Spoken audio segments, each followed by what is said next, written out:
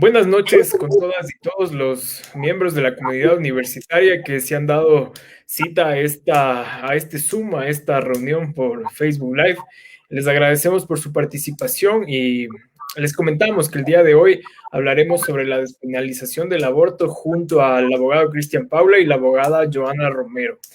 Para ello, antes de iniciar con este panel, con este conversatorio, es preciso mencionar la situación dolorosa que vive el pueblo colombiano y condolernos, apoyarles a la distancia y que la protesta social no se sacralice y no sea tildada de vándalos a quienes exigen sus derechos y que eso no sea un justificativo para que los gobiernos puedan ejercer mecanismos de coerción y de represión que vulneren los derechos adquiridos históricamente. Recibimos con nosotros a Cristian y a Joana, les damos la cordial bienvenida. Les comento un poquito, Joana es abogada, es docente universitaria, también es parte de colectivos feministas, fue una de las abogadas que presentó la demanda sobre la inconstitucionalidad del artículo 150 del Código Orgánico Integral Penal, y también nos acompaña el abogado Cristian Paula, docente de la Universidad Central, director del INIGED, que es un instituto que realiza investigación sobre género e igualdad de derechos, también es máster en Derechos Humanos y nos acompañarán esta noche en el panel. Buenas noches, Joana. Buenas noches, Sebastián, Cristian, qué gusto volvernos a encontrar, más aún en un espacio universitario. Igualmente me sumo a tus palabras de solidaridad con el pueblo colombiano, el nivel de terrorismo que está afrontando el pueblo y además, sobre todo, comunidad universitaria, así que toda mi solidaridad con ellos. Muchas gracias, Joana. Bienvenida y gracias por tu asistencia. Buenas noches, abogado Cristian Paula. Sea bienvenido a este conversatorio. Muy buenas noches con todas, todos, todes. Igual un saludo fraterno a Joana que nos acompaña el día de hoy y que, como tú decías, es una de las abogadas de las demandas y que su voz es súper importante que la comunidad universitaria la escuche sobre la posición que tuvo los movimientos feministas en esta demanda. Y también me sumo a sus palabras respecto a Colombia. Creo que si tenemos una conciencia en derechos humanos, nos tiene que doler lo que está sucediendo en nuestro país vecino y tratar de concientizar y solidarizarnos en la realidad y bueno, ser lo más empáticos posible con las víctimas y estar siempre alertas, ¿no? Muchas gracias por su asistencia y por acompañarnos en este espacio de opinión, de reflexión, de debate en cuanto a los temas que están suscitando en la coyuntura nacional. Un poco para entrar en materia, es importante reconocer que han sido ya siete demandas de inconstitucionalidad en cuanto a la despenalización del aborto por violación. Y con esta pregunta quisiera iniciar. ¿Cuáles son los argumentos en derecho y en hecho, Joana, que ustedes han presentado ante la Corte Constitucional en esta última ocasión, ¿no? Sí, en realidad todas las demandas, todas las 7 demandas, una de ellas, digamos, todas son presentadas por organizaciones de mujeres, una de ellas es de la Defensoría del Pueblo que se presentó este año. Todas abordan la inconstitucionalidad del artículo 150.2 o numeral 2 del Código Orgánico Integral Penal como primer elemento. Ahora, ¿cuáles son los fundamentos centrales de las distintas demandas? Creo que ahí, digamos, siendo muy, muy sistemática, yo podría mencionar que son dos y que son, digamos, parte también de los puntos sobre los cuales la Corte resuelve la sentencia. En primer lugar, que tiene que ver con el elemento de fondo, que es lo que implica la imposibilidad de que una mujer pueda decidir con respecto a si desea continuar o no con un embarazo, pero además, sumado a ello, un embarazo que es producto de una violación. Entonces, las demandas se plantean sobre las implicaciones no solo a nivel de derechos, ¿sí? Se plantea que una maternidad forzada y además producto de una violación supone una vulneración de los derechos a la integridad física, ¿sí? A los derechos sexuales y reproductivos, a la posibilidad de decidir sobre cuándo y en qué momento tener hijos y cuántos. pero además también los derechos a la vida, a la salud, a la dignidad, ¿sí? Porque hay una conexión, sobre todo lo que implicaba que hay, digamos, la maternidad forzada, sumado a que es un producto, resultado de una violación, supone una tortura, ¿sí? Entonces, dicho de manera general, este es el primer argumento.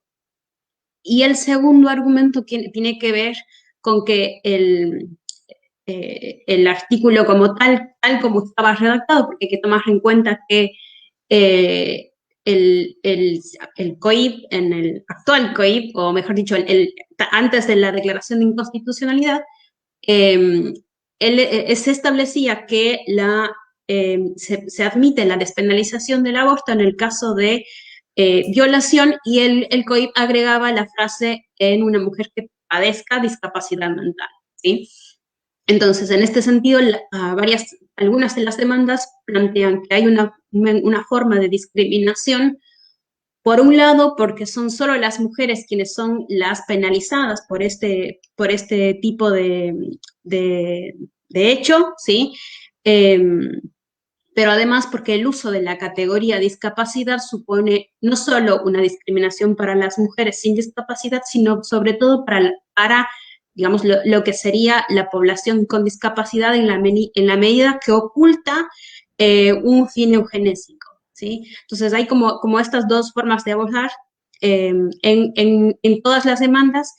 Y un tercer elemento yo agregaría quizás, que es, digamos, que es el más importante, que no es netamente jurídico, pero permite tener una lectura global de todas las demandas, y que es la situación, digamos, de los hechos fácticos actuales en el país, y que tiene que ver con las cifras que atraviesan la situación de violencia sexual en niñas, adolescentes y mujeres, ¿no? No son cifras casuales.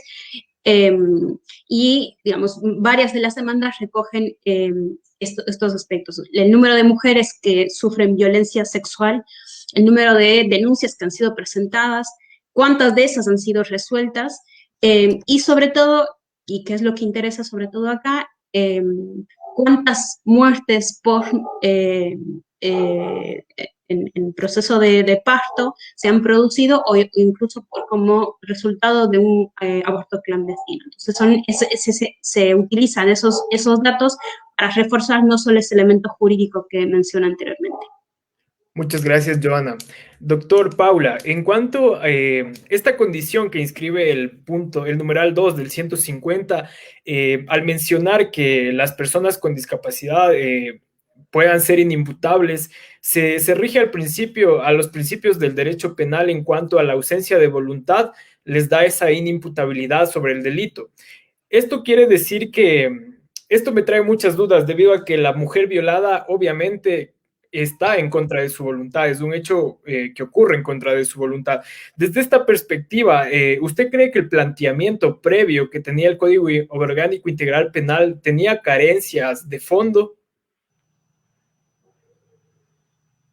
Bueno, justamente como decía Joana, a ver, el tema de la inimputabilidad es cuando quien comete un delito no se le puede imputar la culpabilidad de dicho delito en función de varias causales que establece el Código Penal, como en el caso ser menor de 12 años o tener alguna discapacidad intelectual o mental severa, que son algunas de los temas de la inimputabilidad. En el caso de la redacción del artículo 150, numeral 2, no necesariamente estamos hablando de la inimputabilidad, porque si fuera por eso estuviera escrito de diferente forma, sino, como decía Joan, es un tema eugenésico, es decir, para que no existan más personas con discapacidad mental y que esas cargas no se reproduzcan en las familias tradicionalmente constituidas. Y recordemos que esta redacción del Código Penal actual que dice discapacidad mental es reciente, porque antes decía mujer idiota ahí corrígeme, Joana, idiota o demente o demente, ¿no? Entonces era una redacción incluso más violenta de la que existió en la última reforma, ¿no? Entonces, por un lado, no es un tema de inimputabilidad, sino un tema eugenésico. Es que la sociedad redactó esto para que las personas con discapacidad mental no se reproduzcan y esas cargas no vayan a las familias. Porque si fuera por un tema de inimputabilidad, hubiese bastado el artículo 149. Y tú dices que las personas que cometen el acto de aborto, si tienen discapacidad o son menores de 12 años, no se les imputa el delito como cualquier otro delito. Pero hay otro fin por detrás. Entonces, esta forma de redacción del artículo, si tú la confrontas con el artículo 151, si no estoy mal, del Código Penal, que es el artículo de la violación sexual, y tú miras lo que dice la violación sexual, el tipo penal y las conductas y los agravantes, todos los agravantes y toda la conducta está destinada a sancionar el forzamiento a una relación sexual no consentida. Entonces, aquí lo que vemos es una discriminación en el artículo 150, numeral 2, que solo entiende el acceso al aborto a la mujer con discapacidad mental que ha sido violada, pero las otras mujeres que también han sido violadas sin obviamente la violación es sin el consentimiento. Recordemos que no hay violación con consentimiento, por hacer una nota de una periodista de esta semana, no existe violación con consentimiento y menos de una menor de 14 años, no es posible. O sea, hay un acto discriminatorio justamente por otras ideas que van por debajo de la prohibición del aborto per se. Entonces, lo único que hizo la Corte es quitar esta parte que dice mujer con discapacidad mental para facilitar a todas las mujeres víctimas de violencia sexual, violación, al aborto por la causal de violación. Muchas gracias, doctor Paula. Doctora Romero, ¿cuál es su apreciación? ¿Cuál fue su apreciación del fallo de la Corte Constitucional? Entendemos que hubieron 7 votos a favor y 2 en contra. ¿Cuál fue su primera lectura en cuanto a este suceso? Es una pregunta difícil en este momento, pero a ver, primero, digamos, el número de votos es un dato importante. En un tema como este, conseguir esa mayoría, creo que muchas de las organizaciones de mujeres no nos esperamos eso. Sin embargo, obviamente celebramos eso porque, digamos, celebramos ese voto en esa magnitud, porque muestra o porque le da mayor potencia al voto, ¿sí? A la sentencia como tal, lograr ese nivel de voy a ponerlo, consenso, porque si nos preguntamos, o sea, preguntémonos qué hubiese sido de una sentencia de este tipo que hubiese llegado con una votación de 5-4, ¿sí? Quizás hubiera sido mucho más complejo que a nivel sociedad tenga mayor receptividad, ¿sí? Sin desconocer que el aborto por violación está ya despenalizado socialmente hace ya varios años en el país, ¿sí? Y yo creo que ese ha sido el trabajo de las organizaciones de mujeres que vienen peleando no solamente en las cortes, en los juzgados, sino sobre todo en los espacios políticos, ¿no? En la asamblea, ante el Ejecutivo y sobre todo en las instituciones de salud. Entonces, digamos, bueno, en cuanto al número de la votación, me parece que esa es la primera lectura. Luego, en cuanto ya al contenido de la sentencia, me parece que la sentencia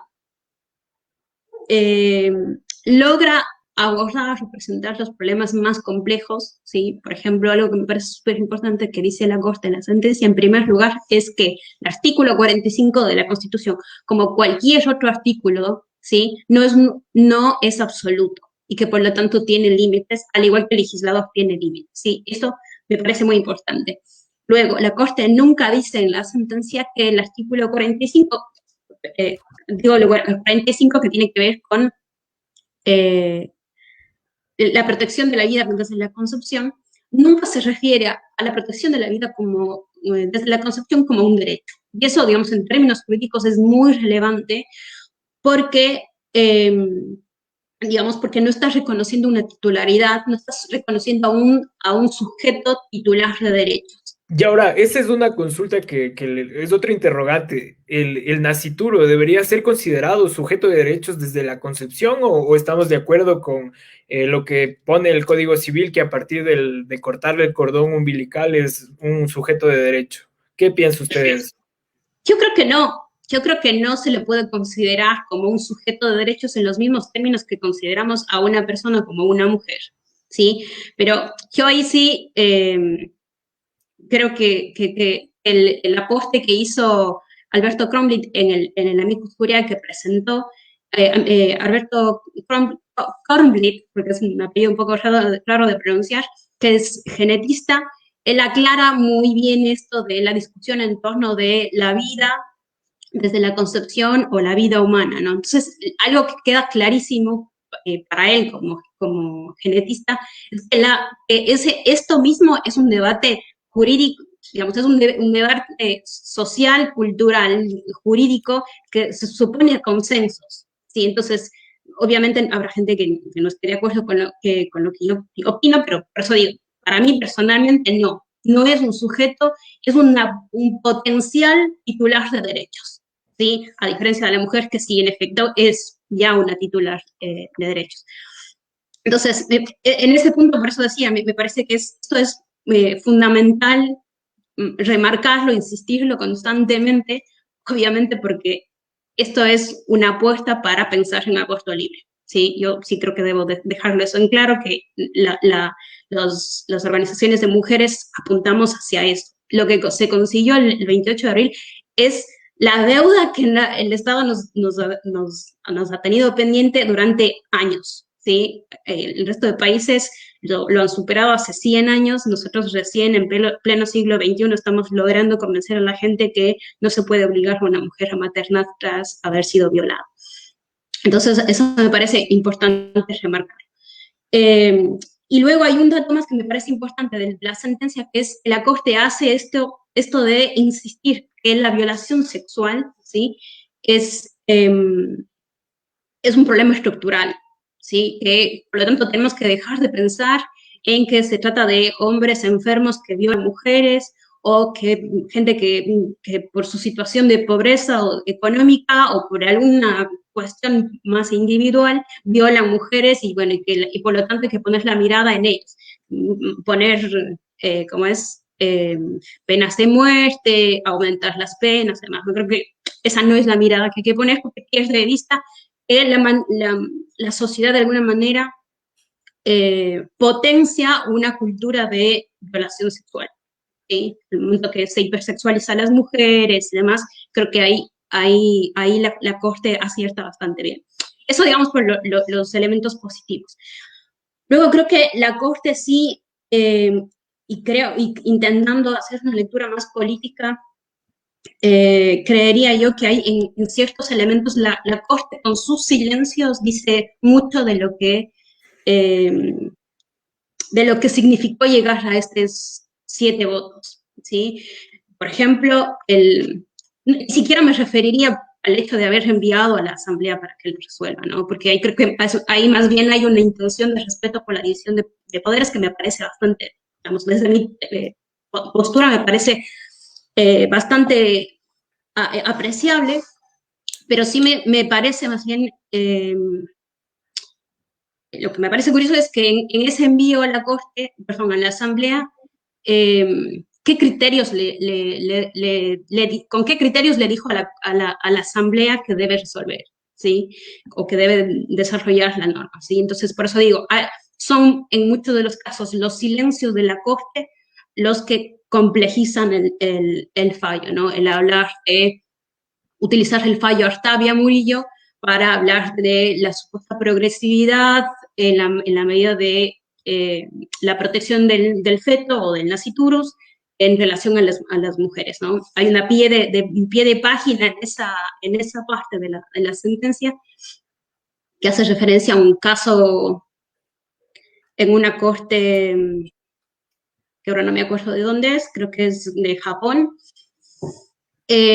pero que no tiene que ver con aborto por violación, sino por aborto libre, ¿sí?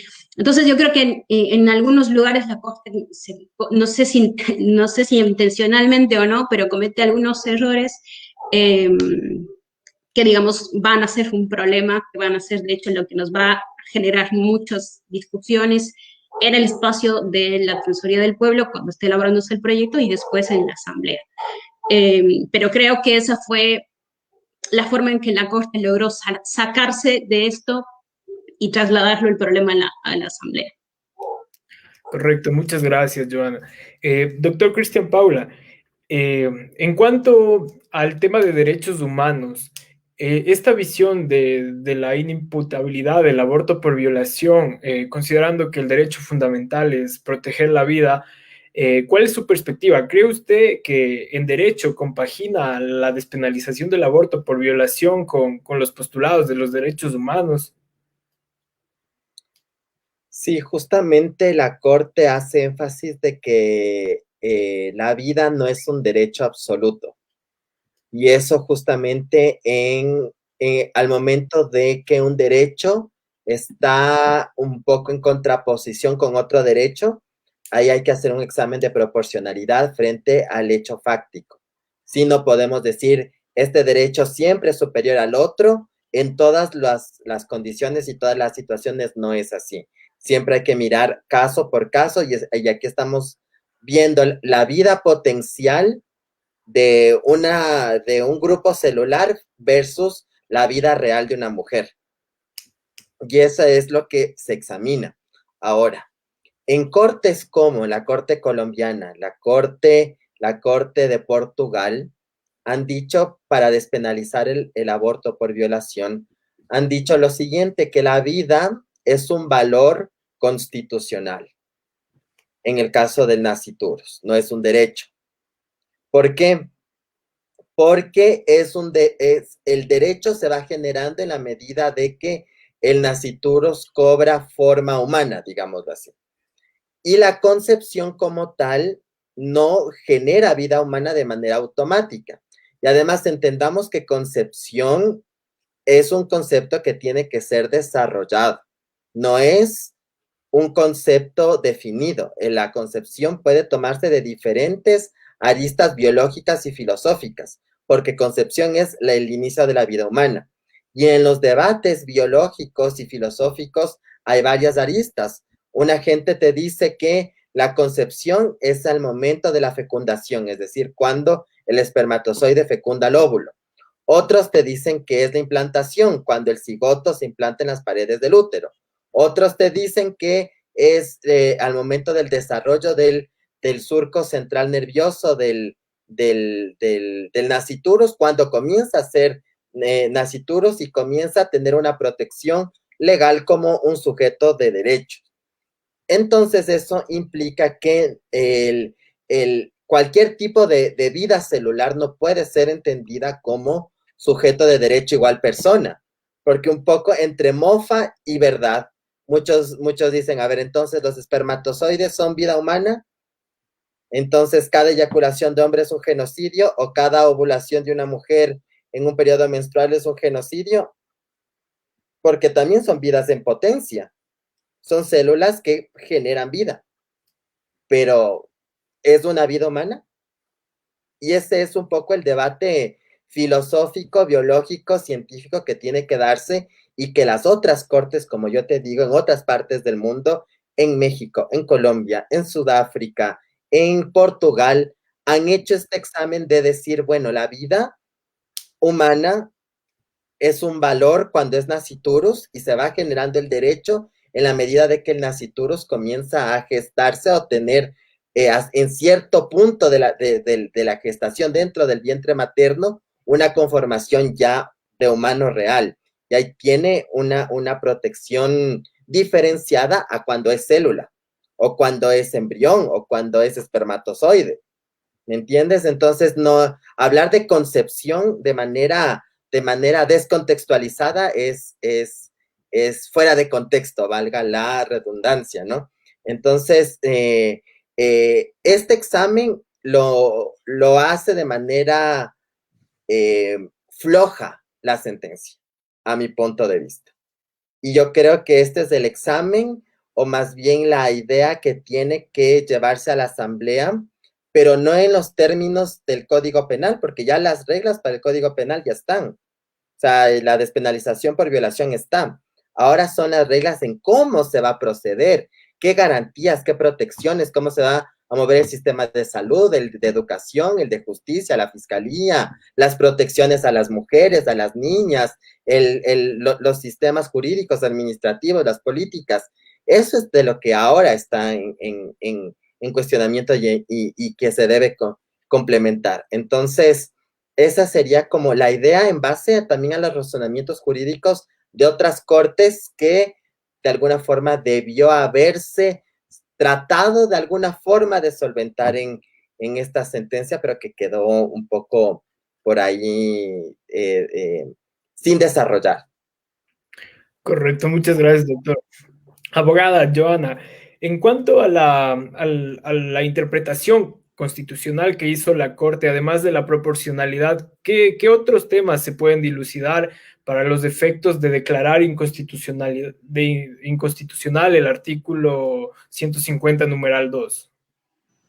No, la Corte, la parte más amplia en la cual desarrolla es esto que mencionas vos, ¿no? Lo de la falta de proporcionalidad en la pena. Sí, hace un test de proporcionalidad en donde, entre otras de las cosas importantes que dice es que la penalización del aborto por violación no ha resultado para el propósito supuesto de proteger la vida desde la concepción. Ha fracasado en eso, por lo tanto, no hay que insistir en eso, ¿sí?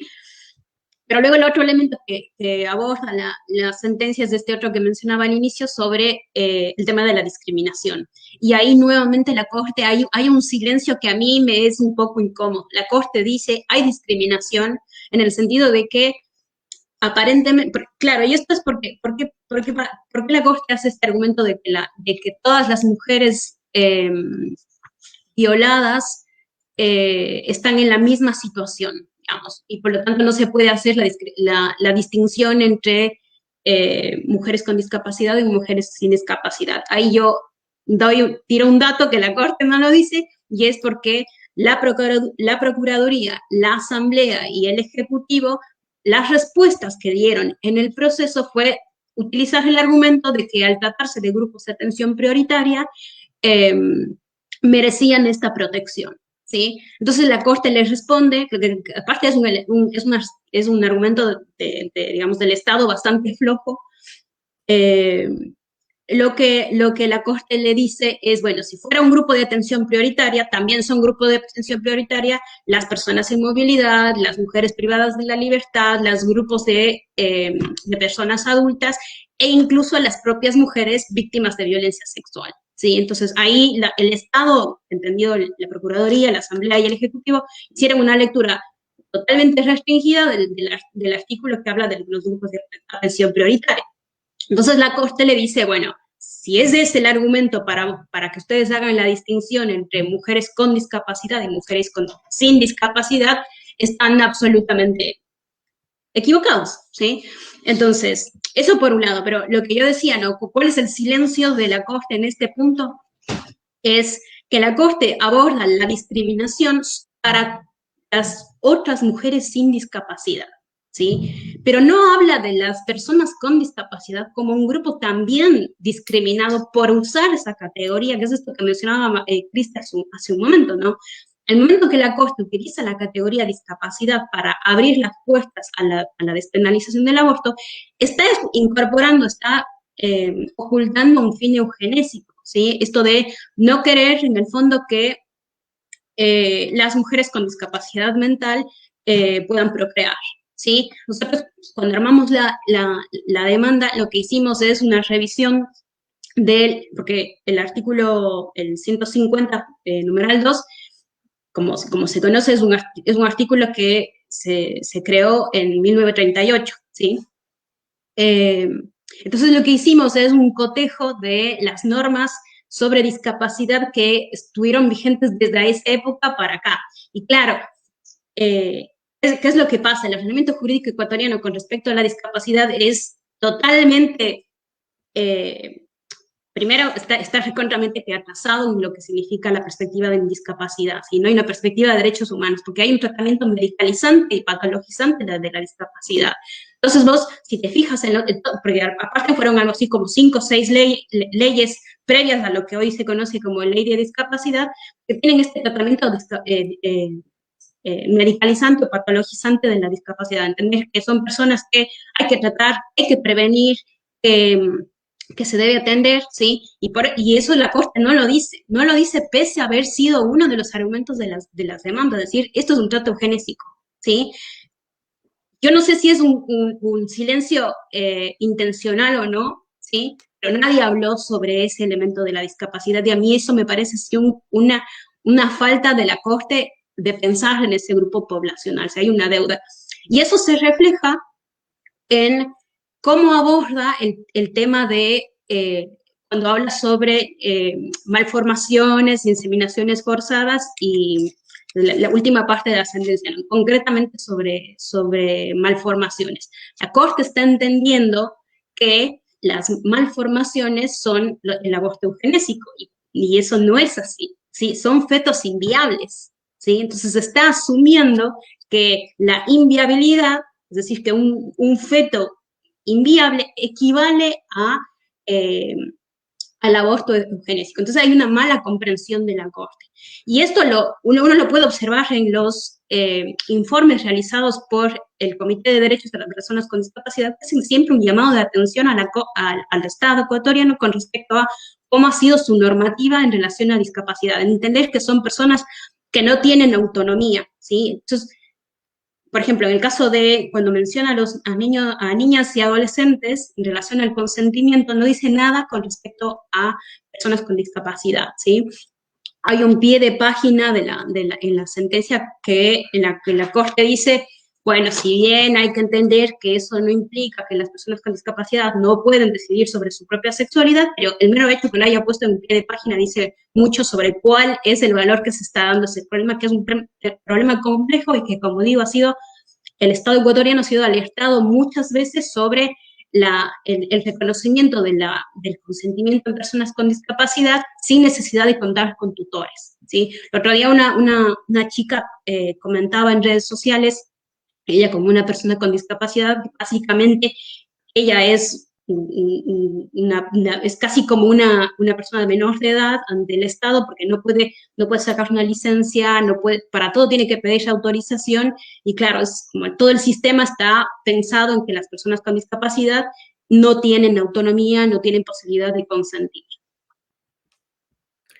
Correcto, muchas gracias, abogada Romero. Esto es un espacio abierto que todos los que deseen, como podemos observar, interactúan en los comentarios. Yo la tengo clara en cuanto a la diferencia entre el aborto versus asesinato, pero a la luz del derecho, bueno, a la luz de la opinión pública, esto es un debate público que se inserta mucho en el contexto social. Y a la luz del derecho, ¿qué podemos decir frente a esta dicotomía que se abre, ¿no? Si el aborto es un asesinato o qué es, ¿no? Cristian Paula, por favor. Sí, eso es un poco de lo que comentábamos hace un rato del tema de la edad de concepción. O sea, tú no puedes matar algo que no es vida humana. ¿Me entiendes? Entonces, ¿cómo te digo? A ver, voy a ponerle en términos coloquiales. Una masturbación. ¿Es un asesinato? Un periodo, una menstruación. ¿Es un asesinato? No. ¿Hay potencial de vida humana? Sí. ¿Es vida humana? No. Entonces no podemos darle la misma categoría a una célula que potencialmente puede ser vida humana a una vida humana per se. Entonces, por ejemplo, cuando hablan de la pena de muerte, eso es asesinato, incluso ejecución extrajudicial. El aborto, y sobre todo en casos de violación, no puede equipararse una vida en potencia a una vida real, fáctica, presencial, dinámica. Incluso tú citabas el Código Civil, y el Código Civil, nadie habla del Código Civil, el Código Civil te dice que eres sujeto de derechos si el bebé nace vivo y nace vivo una vez cortado, si tiene vida después del corte y la separación de los cuerpos con la mamá, artículos 60 y 61. Y el 61 te dice, si es que naciese muerto, significa que nunca existió. Y que tiene derechos durante, como nacitura, si nace vivo, y existe viabilidad al momento de la separación de los cuerpos. Entonces, ya hay una noción de concepción o de vida humana anterior al debate del reciente del aborto, que está en el Código Civil, y nadie ha hablado de eso.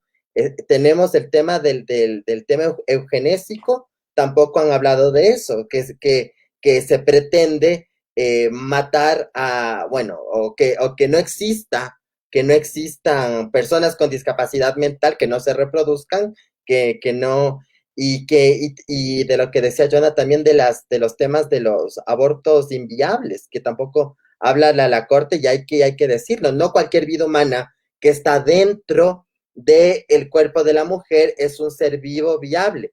¿A qué me refiero? Hay un caso específico de la Corte Interamericana de Derechos Humanos que es una medida provisional contra El Salvador. ¿Qué pasó ahí? Una mujer dio a luz, o sea, fue violada, tenía dentro de su vientre a un bebé. Este bebé no tenía cerebro. No, o sea, si el bebé nacía, no iba a vivir, era inviable.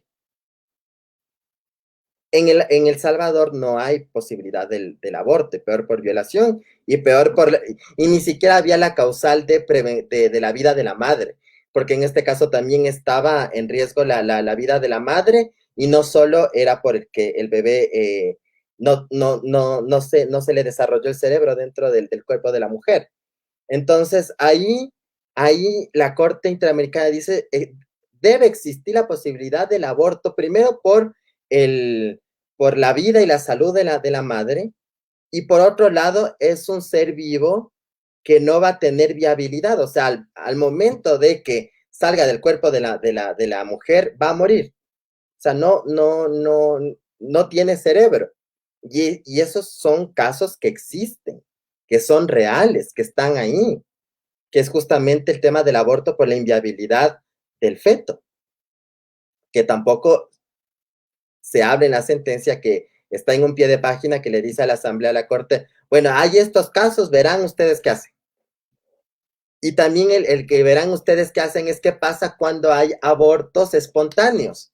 Y la Fiscalía aquí en el Ecuador les procesa a las mujeres como aborto provocado cuando es aborto espontáneo. ¿Qué es el aborto espontáneo? Que el mismo cuerpo de las mujeres, por alguna causa biológica, química, por lo que sea que haya pasado, el mismo cuerpo aborta al embrión o al feto, dependiendo del estado de desarrollo. Y muchas veces llegan las mujeres con emergencias ginecobstétricas, y en los hospitales les acusan por por aborto provocado, no por aborto natural.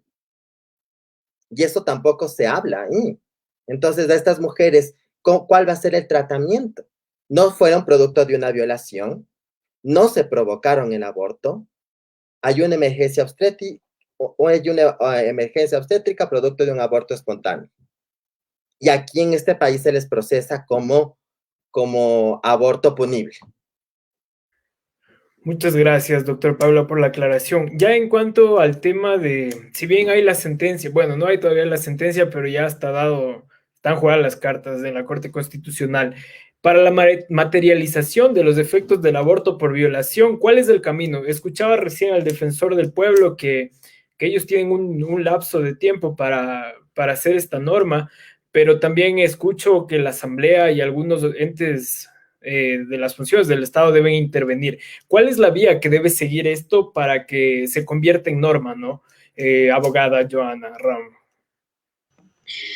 Bueno, ahí creo que no hay por dónde perderse, porque digamos, creo que es en el único espacio en el que la sentencia es absolutamente clara.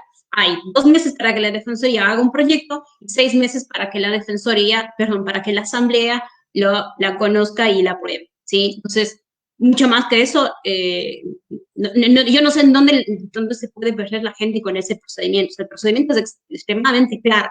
El problema está en cuáles son los criterios, ¿sí? ¿Cuáles son los criterios que ese proyecto debe recoger?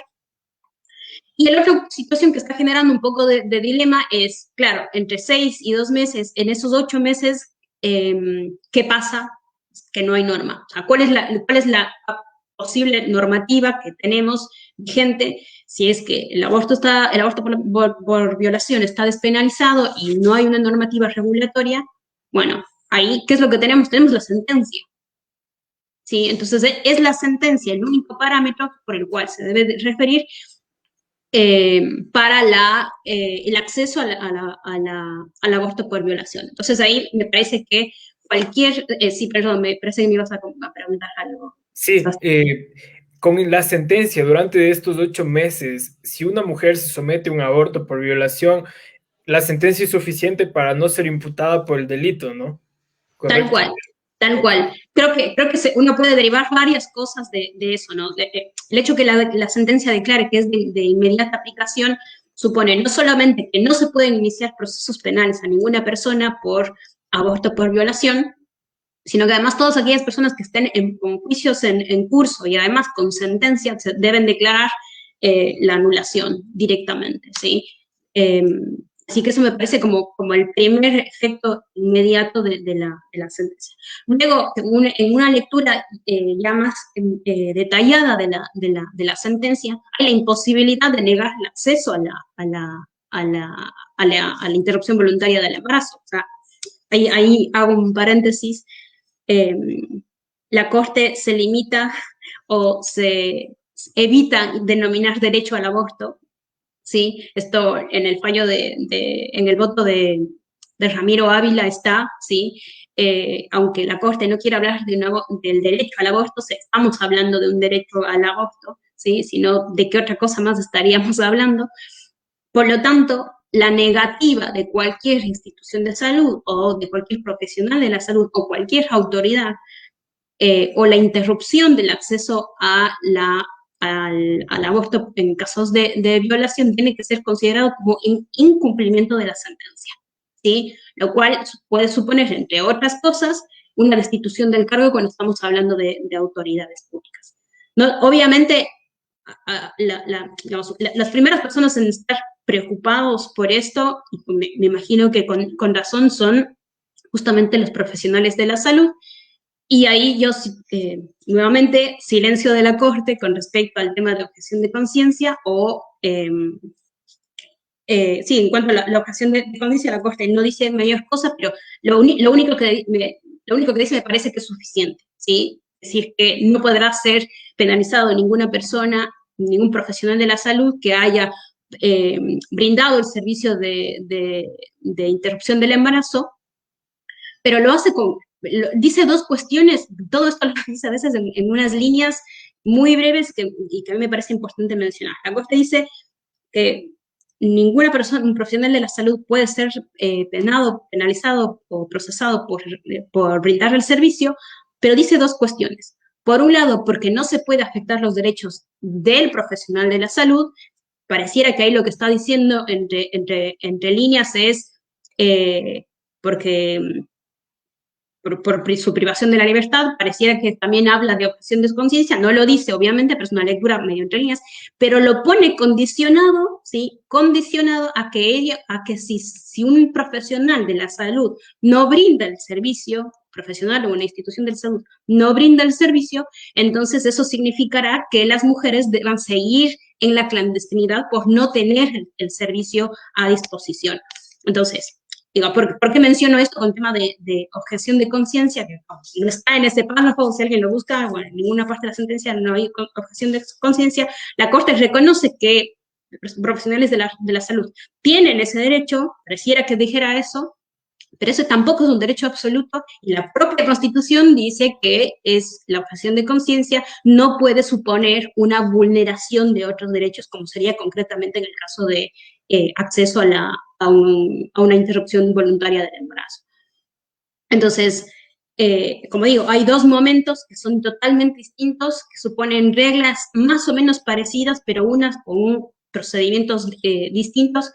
En el primer escenario tenemos la sentencia con todas las partes de la sentencia, no es solamente la parte que dice efectos de la sentencia, es todo, porque la Corte dice el proyecto que se elabore deberá recoger todos los criterios de esta sentencia, no dice los apartados tal y tal, como sí suele hacerlo en otras sentencias.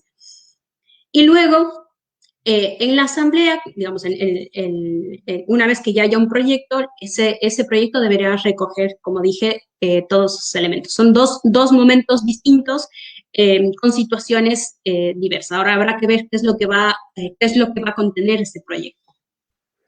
Muchas gracias, doctor Paula. Para que una persona sea juzgada por un delito debe haber la intervención, obviamente, de un juez. Entonces, es un tema que yo veo que preocupa bastante a la sociedad, que si para poder realizar el aborto por violación sea necesario a la jurisprudencia de un juez que determine que la persona fue víctima de violación. ¿Cuál serían las alternativas que usted avisora frente a este problema, ¿no? Que es algo latente que está y que está muy nublado de momento?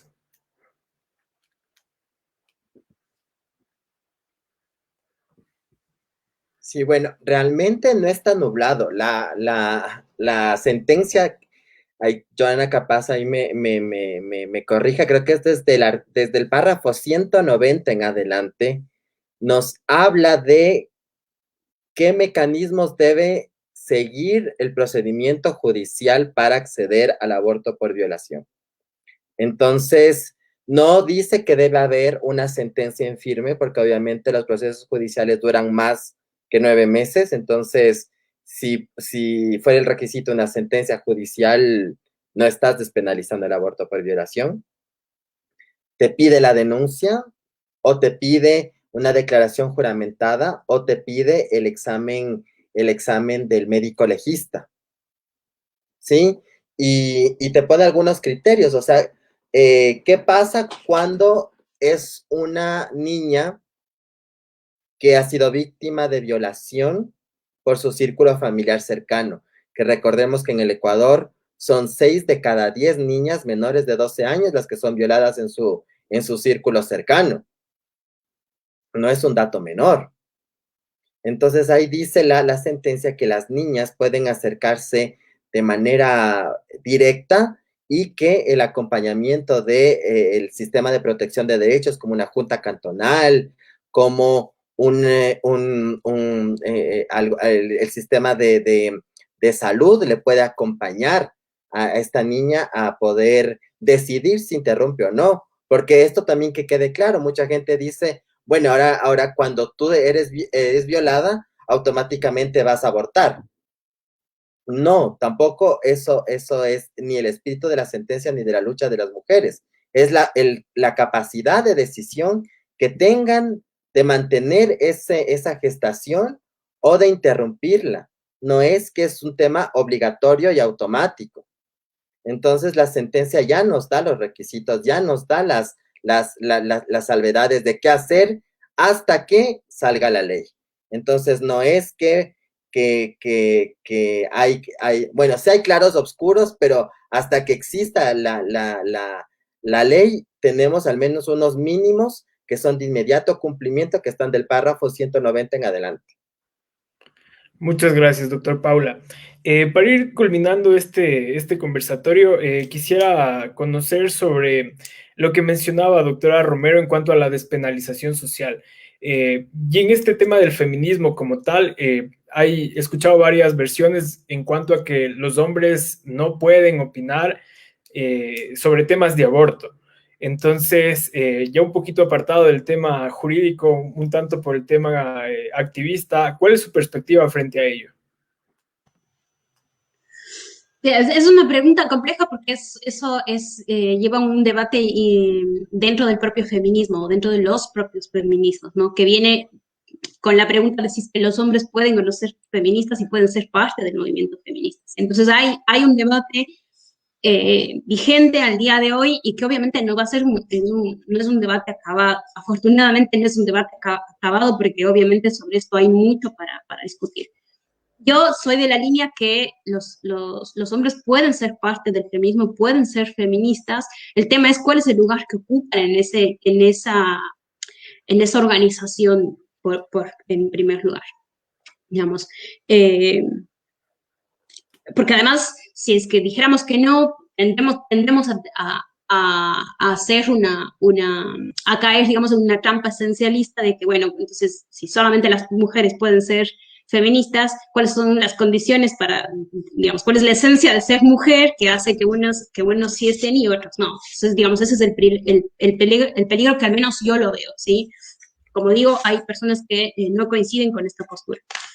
Ahora, en cuanto a la pregunta, por eso decía que viene muy de la mano, nuevamente yo ahí creo que coincido con, digamos, los hombres podrán opinar sobre el tema, pero suponer...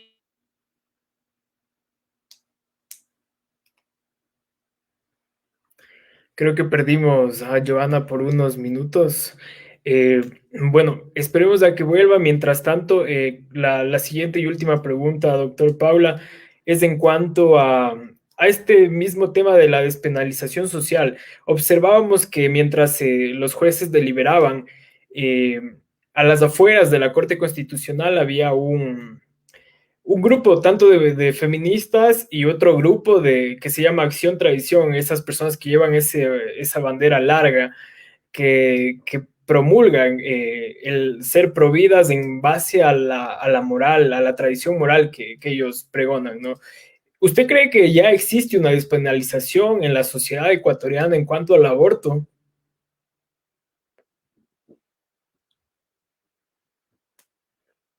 Ahora estoy. Ah, ok, continuamos con Joana y después...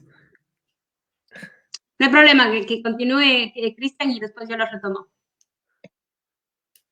Bueno, a ver, la despenalización, yo creo que podemos verlo por sectores, por generaciones y por momentos históricos. Yo creo que el control de la sexualidad humana en el país, sobre todo en el país, ha sido muy fuerte por la tradición judeocristiana y por la colonia y por la Inquisición, y esta idea del control social de la sexualidad, que ha recaído especialmente en contra de las mujeres y que ha recaído especialmente en contra de la población LGBT, es lo que ha generado esta serie de sanciones, no solo sociales, sino jurídicas, porque el ejercicio libre de la sexualidad y del control de la sexualidad humana ha estado sancionado, criticado y prejuiciado para los hombres LGBT, las mujeres LGBT y las mujeres heterosexuales. Entonces, la homosexualidad como delito, la mujer como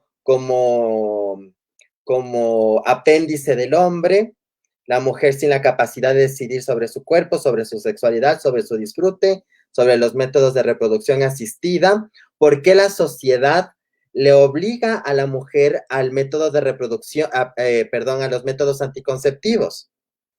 O sea, ¿por qué todo el sistema social está enfocado a que la mujer exclusivamente se cuide de la reproducción? ¿Por qué nos deslindan a los hombres de la reproducción?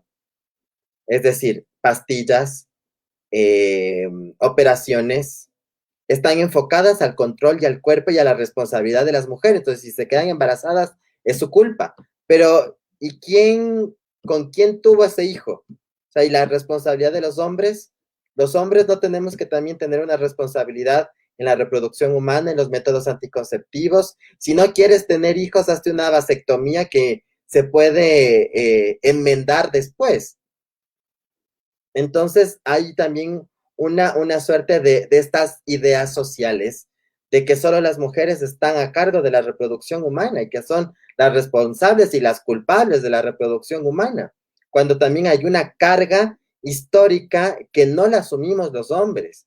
Y creo que eso es algo que debemos comenzar a entender, que los hombres también tenemos que ser responsables en los métodos anticonceptivos, Los hombres también tenemos que ser responsables en el consentimiento en el momento de las relaciones sexuales, que las relaciones sexuales sin consentimiento, cuando se tienen relaciones sexuales con mujeres que están, qué sé yo, drogadas o bajo los efectos del alcohol o engañadas, no puede ser eso pensado como una relación sexual consentida, porque no hay consentimiento.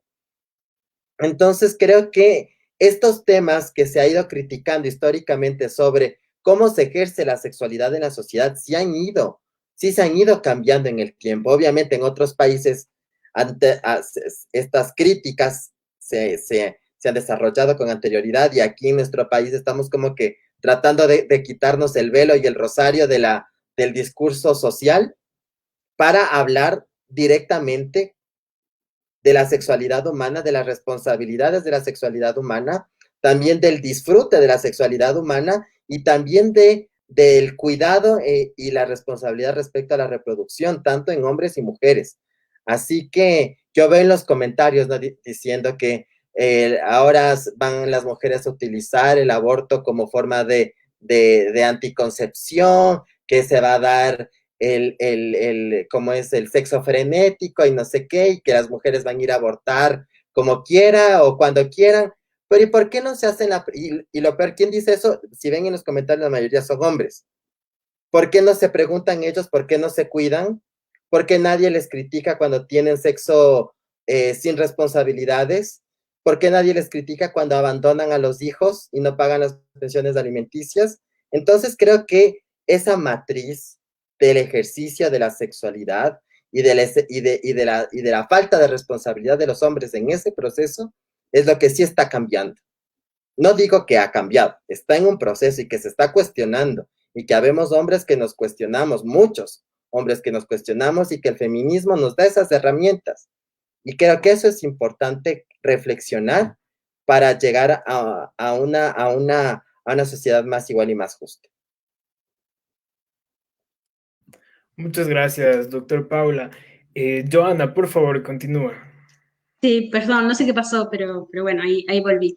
Nada, lo que estaba diciendo con respecto a tu pregunta de si los hombres pueden o no pueden opinar, bueno, o sea, bueno, esto un poco tiene también que ver con la discusión anterior, que si es que los hombres pueden o no ser parte del feminismo, ¿no? Alguna relación hay con esa pregunta.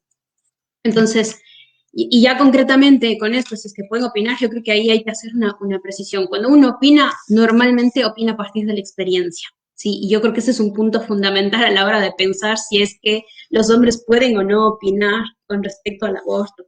Sí, cuál es la experiencia del hombre en el caso concreto de aborto por violación, de la violación sexual, ¿sí? De la violación sexual en las dimensiones de la violación para las mujeres, ¿sí? ¿Y cuál es la experiencia de los hombres de una maternidad forzada? ¿Sí? Creo que eso dice mucho de hasta dónde puede llegar cualquier opinión de los hombres, ¿sí? Y coincido totalmente con Cristian. ¿Cuál es más bien, si alguna opinión tienen los hombres para dar con respecto al tema, es cuál es la responsabilidad que asumen ellos como parte de esto? Digamos, el embarazo no se da espontáneamente. O sea, es que una mujer un día despierta embarazada, pues, sí, por obra y gracia, ¿sí? Entonces hay una responsabilidad en eso cuando no hablamos de violación, ¿sí? Pero también las estadísticas muestran que el 95% de los casos de violación, ¿quiénes son los agresores? Son hombres, ¿sí? Entonces eso me parece importante tener en cuenta, sumado a esto que dice la Corte, que a mí me parece importante, que lo mencionaba hace un momento, en que si es que alguna medida tiene que tomar el Estado con respecto a la protección incluso de la vida desde la concepción, ¿sí? Y también de la protección de las mujeres, es pensar en educación sexual, pensar en políticas para erradicar la violencia de género, ¿sí? No es se viola, pongamos penas, metamos más gente en la cárcel, ¿sí? O sea, incluso lo que bueno, que es quizás un tema paralelo, pero lo que se hizo, no sé si fue hace 2 o 3 años en una de las reformas, de declarar la imprescriptibilidad de los delitos sexuales, ¿sí? Son soluciones, quizás a veces hasta parches, porque el Estado no está tomando en serio cuál es el problema de fondo, y es el problema de una sociedad que es eminentemente machista, es eminentemente patriarcal, y que el Estado sostiene eso. ¿Sí? Sostiene cuando, por ejemplo, el presidente dice que nosotros nos quejamos por el acoso callejero solamente cuando se trata de un feo, ese tipo de expresiones. Entonces, para mí, los hombres tienen sí algo que decir para la discusión sobre el aborto, en general del aborto, no solamente del aborto por violación, sí, tienen que decir, y es hablar sobre la responsabilidad. Eso es creo que el punto central, porque el aborto está vinculado exclusivamente sobre la decisión de nuestro cuerpo, y ese es el énfasis que siempre hacemos nosotros desde el feminismo, que se trata de gobernar nuestro propio cuerpo, o sea, nuestro primer territorio de batalla es nuestro cuerpo. Permitir la opinión de un tercero sobre el cual desconoce totalmente, no tiene la experiencia del cuerpo femenino, creo que es hasta invasivo. Muchas gracias, Joana. Bueno, hemos llegado a la parte final de este conversatorio. Ratificamos nuestros agradecimientos, Cristian Paula, Joana Romero, por acompañarnos. Y como es tradición en estos espacios, siempre pedir a nuestros invitados un mensaje final, un breve mensaje final para la juventud. Este es un espacio en los que comulgan un público bastante joven que se pregunta, se cuestiona, son las nuevas generaciones que quizá estos espacios les sirven para tener otras opiniones, aparte de lo que vemos en los medios tradicionales. Agradecemos igual a todos quienes nos han acompañado a lo largo de esta hora y un poquito de minutos más que nos hemos pasado en esta ocasión, este tema tan profundo que aún nos quedan cosas pendientes por comentar. Y bueno, llegamos a la parte final y sin antes pedir las palabras finales de Cristian Paula, Joana Romero, en el orden que gusten, ¿no? Cristian, por favor. No, yo me quisiera dirigir especialmente a las personas que no están de acuerdo con el aborto por la despenalización del aborto y como no estuvieron de acuerdo con el matrimonio igualitario. El tema de estos dos avances en derechos es que a las personas que no están de acuerdo no se les impone y no se les obliga a esto. Es decir, una persona heterosexual que no está de acuerdo con el matrimonio igualitario, no le están obligando a que se case con alguien de su mismo sexo. Una persona que no está de acuerdo con la decisión del aborto por violación, el Estado ni la sociedad le va a obligar que aborte. Son dos planos de las decisiones individuales de las personas. Aquí se está luchando en el ejercicio de derechos desde la libertad de las personas a poder escoger y decidir sobre su vida, sobre sus cuerpos, sobre sus afectos, sobre su sexualidad. Y más bien el restringir estas decisiones sí se les está obligando. Entonces, antes de que se apruebe el matrimonio igualitario, sí se estaba obligando a las personas, a las parejas del mismo sexo, a que mantengan familias sin protecciones jurídicas y que mantengan relaciones que no sean iguales a las parejas heterosexuales. Y las mujeres antes de la despenalización, bueno, mujeres y cuerpos gestantes, porque eso también le faltó decir a la Corte que hay mujeres que no son mujeres sociales, sino que hay cuerpos gestantes, me refiero a los hombres trans, especialmente, que también gestan y que debería también acceder al aborto, pero bueno, es otro tema que tienen que saber que existen y que se puede gestar desde otros cuerpos, pero que al momento que no existe la posibilidad del aborto, sí se le está obligando a las mujeres violadas a ser madres. No tienen la libertad de decidir. En cambio, ahora tienen la libertad de decidir. Y creo que eso es lo más importante, haciendo un paralelismo a las personas que no están de acuerdo. No se les está obligando a ustedes absolutamente nada. Nada. No, esto no va a interferir en sus vidas, en sus valores, en su religión, en su fe. No, sino a las personas que viven ciertos escenarios les va a dar la posibilidad de escoger y de tener mayor libertad de control y de decisión sobre su cuerpo y su sexualidad. Y eso es libertad, eso es democracia y eso es respetar los derechos humanos. Muchas gracias, abogado Paula. Finalmente, Joana, por favor, sus palabras finales. Bueno, yo al igual que Cristian, dirigiéndose a un grupo poblacional, voy a más bien a mirar del otro lado. Yo quisiera, digamos, dirigirme a aquellas mujeres, ¿sí?, que han sido víctimas de violencia sexual y sobre todo que han tenido que llevar un aborto, perdón, un embarazo hasta término. Eh, digamos, ahí más que nada digamos, acompañar primeramente el dolor de lo que significa eso, no haber podido decidir, pero creo que sobre todo el acompañar con la culpa. Sí, yo creo que el hecho de que se haya despenalizado a nivel judicial, pero además, sobre todo a nivel social, hay la posibilidad de que estas mujeres puedan aliviar esa culpa que ha sido, digamos, impuesta.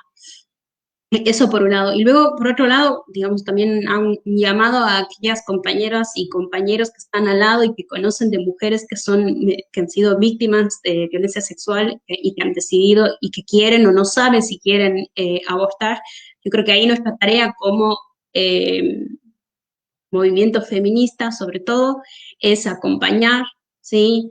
Es sostener a esas personas, no cuestionar y sobre todo esto. Creo que una tarea importante que ha hecho el feminismo es tener este rol de acompañamiento, ¿sí? Nosotros ya tenemos esa palabra tan incorporada en nosotros que sabemos que la presencia de alguien cuando una persona en situación de violencia sexual o de violencia de género, lo más importante es el tener el acompañamiento, ¿sí? Entonces ahí hago una invitación a todas y a todos que sienten de alguien, conocen de alguien que está tratando por una situación de indecisión sobre si abortar o no. Bueno, lo primero que hay que hacer es acompañar la decisión, ¿sí? No invadir, no incidir, no intentar que cambie de opinión, porque el primer acto que tenemos que tener de una persona a quien ha sido agredida sexualmente, con todo lo que implica eso, que es anular totalmente tu autonomía, es reconocer que esa persona tiene la posibilidad de decidir. Creo que eso es lo que nos deja más allá de todo lo jurídico que podemos discutir, lo que nos deja la sentencia es este reconocimiento, esta insistencia en que las mujeres podemos y tenemos que decidir sobre nuestros cuerpos. Muchas gracias. Reiteramos nuestro agradecimiento, abogado Cristian Paula, abogada Joana Romero. Creo que quedan algunos temas pendientes. Esperemos la publicación para volver a encontrarnos y poder seguir debatiendo en cuanto a esta victoria, sin duda, del sector femenino, ¿no?, en el país. Agradecemos a todos quienes se han conectado, a todas y todos, y les invitamos a que nos acompañen todos los jueves. Agradecemos nuevamente por su presencia y recuerden que este es un espacio de debate, de discusión académica y también de opinión. Les deseamos una buena noche y hasta el próximo jueves. Chao, muchísimas gracias. Chao.